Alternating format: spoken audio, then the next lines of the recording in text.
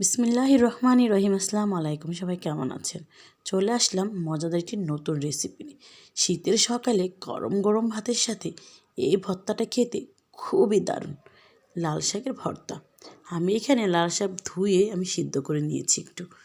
তারপরে প্যানের মধ্যে 1 চা চামচের মতো তেল ফেলে দিলাম। সেখানটা একটু ঘুরিয়ে গাড়িয়ে এর মধ্যে দিয়ে দিব আমি লাল শাকগুলো। কারণ গায়ে যদি একটু পানি থাকে শুকিয়ে যাবে, আর তেলের সাথে ভাজা ভাজা করলে খেতেও ভালো লাগবে। 1-2 মিনিটের মতো আমি নাড়াচাড়া করে এটা পানিটা শুকিয়ে নেব। বিশ্বাস করেন ভর্তাটা কিন্তু খেতে খুবই মজা লাগে। শুধু একবার ট্রাই করবেন এই শীতে। আর শীতের সময় তো সবজির কোনো তুলনা হয় না, সব ধরনের সবজি পাওয়া যায়, তাই খেতে আর দেরি নয়। আমি আমার শাকটাকে উঠিয়ে রেখে এখানে 2 চামচের মতো তেল দিয়ে শুকনো মরিচ দিয়ে দিলাম ভাজার জন্য। মরিচটা একটু ভাজা হয়ে গেলে ব্যাস দিয়ে দিব এর মধ্যে দেশি রসুনগুলো। এইভাবে ভাজতে ভাজতে একদম ভিতর পর্যন্ত বিচিগুলো যে পর্যন্ত হয়ে যাবে ও পর্যন্ত আমি ভাজতেই থাকবো। হয়ে যাওয়ার পরে একটা সাইড করে রেখে দেব। আর দিয়ে দিলাম কয়েকটা দেশি রসুন, দিয়ে দুটো মিলিয়ে আবার একটু ভেজে নিচ্ছি। রসুনটা হালকা ভাজা হয়ে গেলে তুলে রেখে দিয়েছি, মরিচগুলো সাইডে রেখে দিয়েছি যেন ভালো করে ভাজা হয়। তারপরে 3 থেকে 4টা পেঁয়াজ কুচি করে এর মধ্যে দিয়ে দিলাম। এটাকে সামান্য একটু ভেজে নেব, কাঁচা গন্ধটা দূর হলে তুলে নেব। যারা নামাজ পড়ে 5 ওয়াক্ত কোরআন শরীফ পড়ে তারা কিন্তু কাঁচা পেঁয়াজ কখনো খায় না।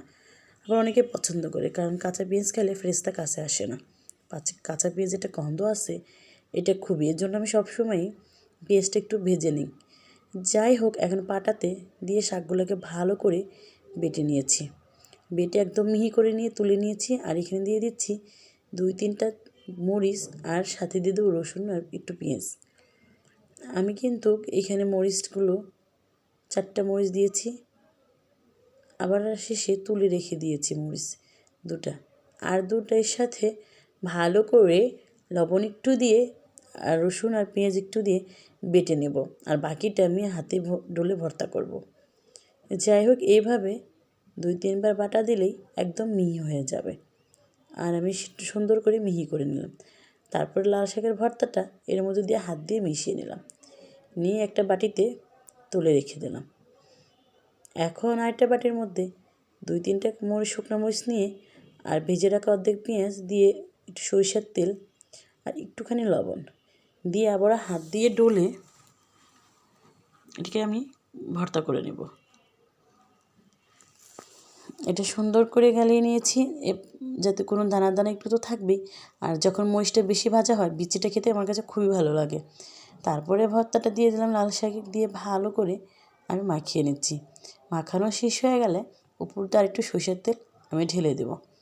এইভাবে যদি খালি করেন যে কোনো মানুষ আপনার প্রশংসা করবে রান্নার।